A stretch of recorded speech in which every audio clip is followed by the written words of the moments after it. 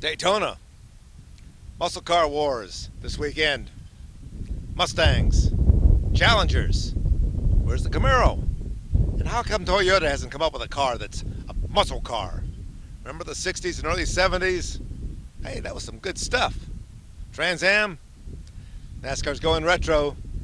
I think it's going to work. If we can get the Camaros out there. Who's running General Motors these days? Oh, that's right, the guys in Washington. Maybe they're scared. Hey, Ford's making a profit. General Motors needs to do an IPO. Maybe they need to be selling some cars. Maybe they need to be selling some Camaros.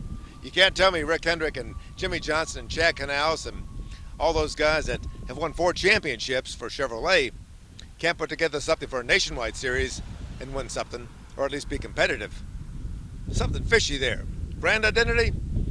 I looked at the new Mustang. I looked at the new Challenger. Looks a lot different than those old cars. Common template cars, they're history. They're toast. NASCAR should never have gone that way, and I think they could get away from that. They put the spoiler back on the car.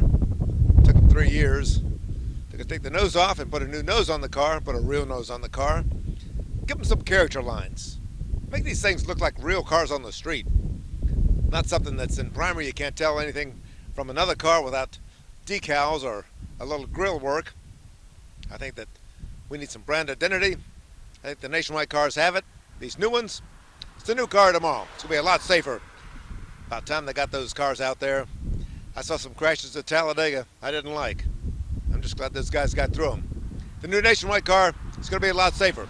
They should have debuted that thing a year ago. They should have debuted that thing Daytona in February. But the economy, these things are expensive, and there's not much money going around, which might be the reason that General Motors is backing away from the whole thing. Ford's going wide open. Dodge is going wide open. I think that's going to be the story this weekend. Another story, Kevin Harvick. Hey, what a difference a year makes. Last year at this time, he was ready to quit Richard Childress, ready to go somewhere else. This year, he's atop the points 8 straight weeks now, and he's looking good. Looking strong, looking confident. It's the new Kevin Harvick. Give Scott Miller credit. The new competition director for Richard Childress, a great move by RC. Gil Martin, Harvick's crew chief, doing a great job. They're championship material. Kevin Harvick, Denny Hamlin, Jimmy Johnson. Those are my 3 picks, 1, 2, 3, when we get to the chase. And we will get to the chase eventually. How many more races is it till we get there? Season goes on forever. If I was doing the schedule for 2011, which I'm not, I'd cut these races back. I'd cut back to about 32 races and make the sport a little more user-friendly. Race after race after race after race. Oversaturation, if you ask me. And what are we going to do about Martinsville, Kentucky, Las Vegas, California, Kansas, Kentucky? We've got all sorts of tracks that we've got to figure out how they're going to fit into the schedule. I think NASCAR's been waiting on Bruton to get the Kentucky thing straightened out.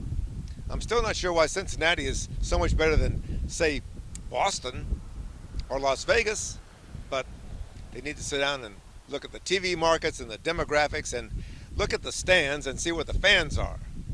I'll tell you, there were some holes up there at Loudon. Jerry Gappens did a good job. Danica Patrick, 7 laps and out. She really didn't add too much to the weekend, I don't think. She's got to get serious about this whole thing. If she wants to do NASCAR, do NASCAR. Don't do all this other stuff up there. But then I do like the idea of double headers. Randy, the guy running the IRL, likes the idea of double headers. I think a double header at Fontana, a double header at Chicago, a double header at, hey, Loudon. Makes some sense.